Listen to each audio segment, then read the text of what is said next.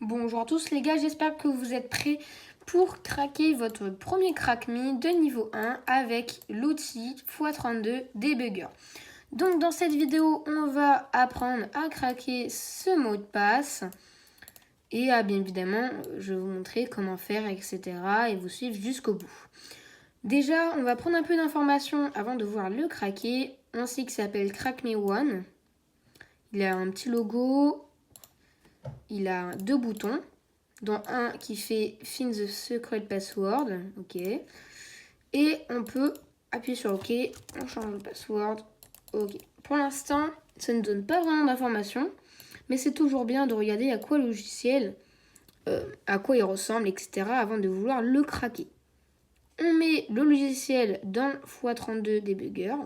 Donc, où vous faites juste un drag and drop, donc ce que je viens de faire, où vous faites un fichier ouvrir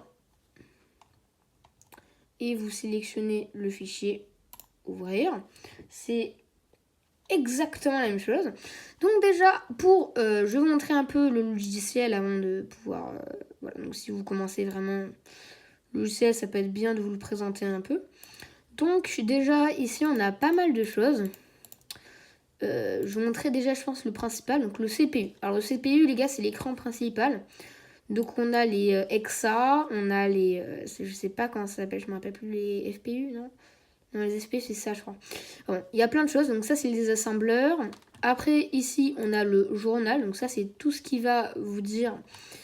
c'est un peu le récap de ce qui s'est passé, quand vous avez fermé le programme, etc. Est-ce qu'il y a eu des programmes qui ont demandé d'autres accès à d'autres programmes, enfin bon.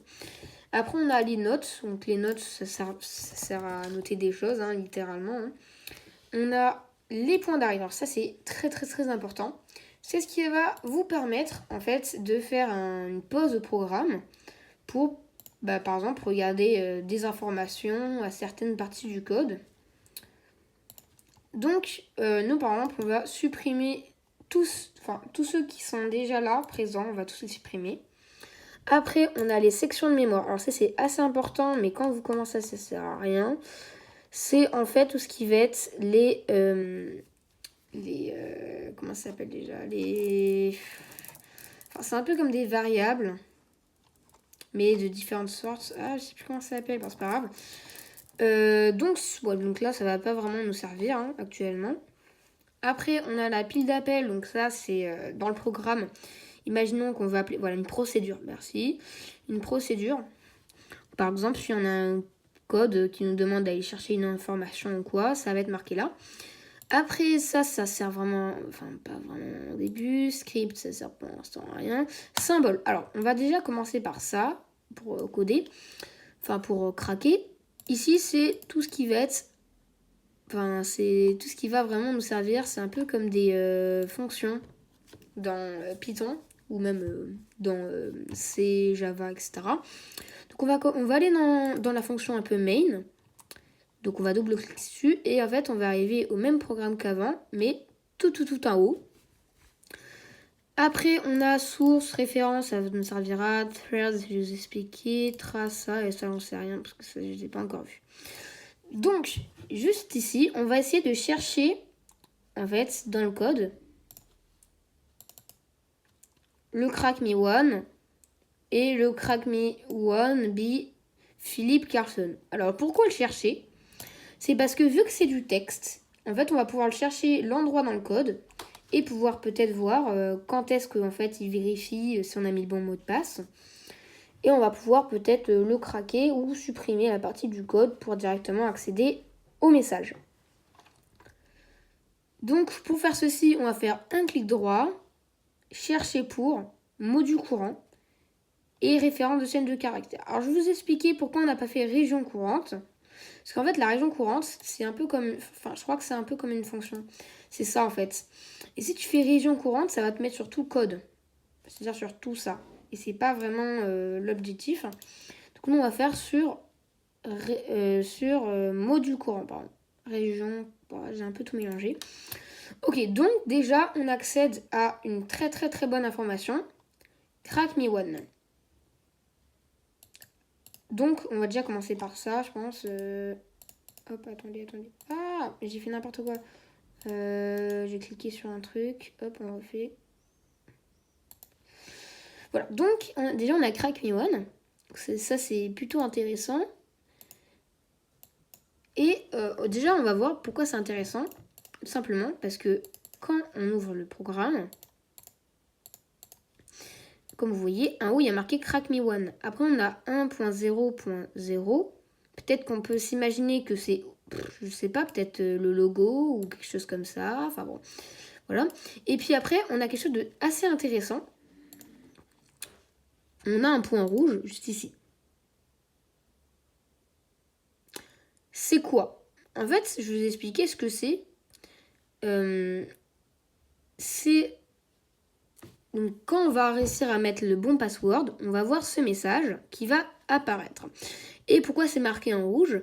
Parce que c'est en fait quand le code va quand il va se fermer. Donc voilà, il n'y aura plus besoin d'informations et tout. Le code va se fermer, il va y avoir ce message. Donc lui, il a reconnu que c'est là que ça allait se fermer. Après, on a Congruation, donc ça, je sais pas, je n'ai pas encore débloqué cette fin. Find the secret password, instruction. Donc ça, on peut deviner qu'en fait, c'est cette page où il y a marqué instruction et Find the secret password. Après, Extend module launchip, peut-être c'est ça là, ce petit point. Et on arrive à Crack Me One by Philip Carson. Donc j'imagine que c'est directement en fait le texte qui est en bas. Donc maintenant on va voir où est-ce qu'il est passé ici dans le code. Donc on va double-clic dessus. Et on arrive juste ici. Donc à Crack Me One, etc., etc. Donc ici on peut voir que en fait il va mettre un message directement sur la fiche. Donc quand il met un message spécial sur le code, donc comme nous on voit, etc., il y a ici à côté tout ce qu'on marque. Donc là, Congruation, donc ça doit être ESI, c'est une procédure. Ça peut être une image ou quelque chose comme ça. Ici on retrouve ici notre partie du code qui permet de faire la fenêtre, etc. Donc on arrive là. Alors nous, on va pas mettre un point d'arrêt là parce que ça va nous servir à rien. Parce que notre objectif, c'est on va pas réussir à trouver le mot de passe en mettant un point d'arrêt à un endroit quand on trouve le mot de passe si on n'a pas le mot de passe. Après, ici, on a quoi? Je pense que push, je sais pas ce que c'est, ça sert à récupérer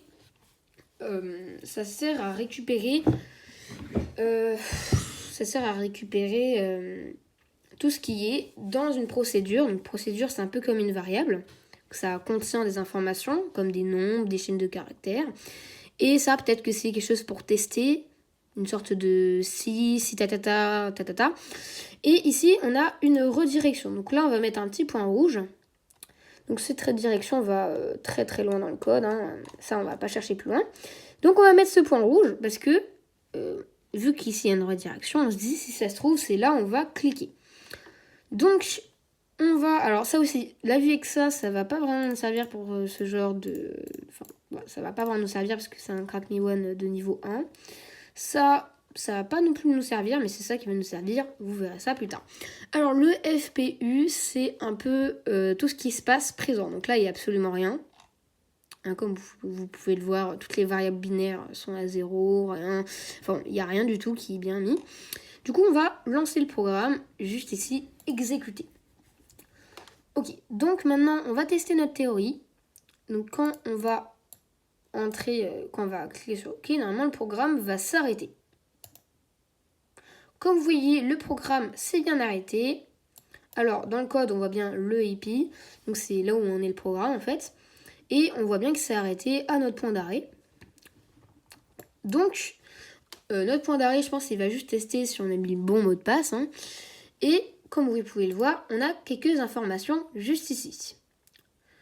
On a déjà kernel32.sleep. Donc ça, c'est quoi? En fait, c'est une commande qui permet de mettre en sleep, donc de mettre un peu en pause le programme. Donc là, pour l'instant, c'est Crack Me One. Et de complètement le freeze, en fait. Voilà, et là on arrive à une chaîne de caractères, puis après on a des choses juste ici, et puis le freeze est totalement mis. Donc, on va voir ce qui va nous intéresser. Déjà, la ligne de code. Ici, 0 à F2, on ne le voit pas. Mais, comme on voit, il y a un ESX. Donc ça va. Donc ça, les gars, c'est une procédure. Ici, on a encore autre chose. Et puis, c'est tout. Donc, ESX, on peut peut-être se dire que EAX, là, le EAX qui est là, peut-être qu'il a un rapport, en fait, à ce qui va se passer plus tard. En fait, peut-être que si ça se trouve, ESX, c'est ici. C'est-à-dire que si ça se trouve, ESX, c'est ce qui va vérifier. Donc là, ça mettrait un pause le programme, parce que EBX, j'imagine que c'est le point d'arrêt. Puis après, il y a quelque chose, et puis après, il y a ça. Mais comme vous voyez, ce quelque chose, c'est une chaîne de caractères. Donc, on va voir. Là, cette chaîne de caractères, on va essayer de voir si on ne peut pas faire quelque chose d'assez intéressant avec. Donc, on retient. Donc là, on va retourner sur le fichier. Crack me one. On va essayer d'entrer, par exemple, 0, 0, fx, on ne sait pas quoi. Même si on se dit, ça se trouve, c'est pas ça, hein, mais on va tester. EFE 50. Et comme vous voyez, il n'y a rien. Donc maintenant, on va tester l'espèce de chaîne de caractères. Donc je vous ai dit, ça se trouve, c'est ça. Hein. 5%. 9 LK.